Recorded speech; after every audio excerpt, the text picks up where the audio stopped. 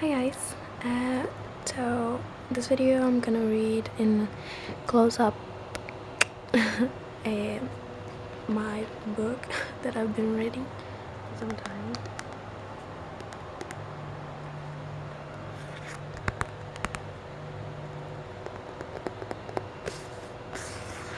It's The Walking Dead by Robert Kirkman and James Saga.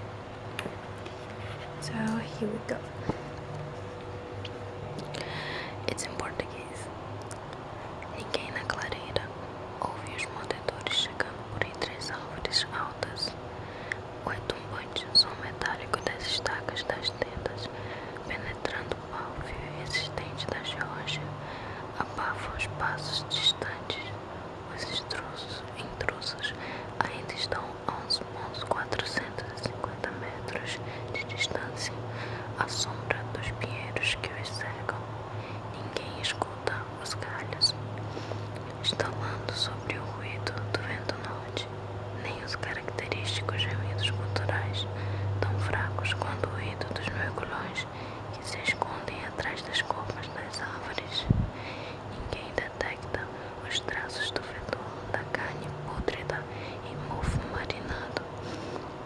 Em fezes, o forte odor da fumaça de madeira outonal e das frutas que apodrecem na brisa vespertina oculta o cheiro dos mortos-vivos. Na verdade, por um bom tempo, nenhum dos colonos do acampamento, que ali florescem rapidamente, registra qualquer perigo iminente. A maioria dos sobreviventes está ocupada erguendo vigas de sustentação improvisadas, originárias de objetos encontrados, dormentes de estrada de ferro, postes telefônicos e pedaços enferrujados de vergalhão. Que patético, olhe só para mim, comenta com um suspiro exasperado a mulher esbelta com o cabelo preso em um rabo de cavalo, agachada desajeitadamente ao lado de um pedaço quadrado de lona de barraca salpicada de tinta. Dobrada no chão, no canto noroeste do terreno, ela treme dentro do seu volumoso moletom de Georgia Tech, que cobre joias antigas e jeans rasgado, o rosto sardento corado, os longos cabelos de castanho escuros prendendo em cachos enredados a pequenas e delicadas penas.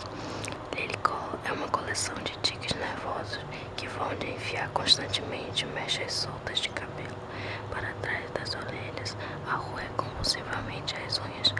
Agora, com a pequena mão, ela aperta com mais força o cabo do martelo e golpeia diversas vezes uma estaca de metal, apenas roçando a extremidade como se estivesse lubrificada.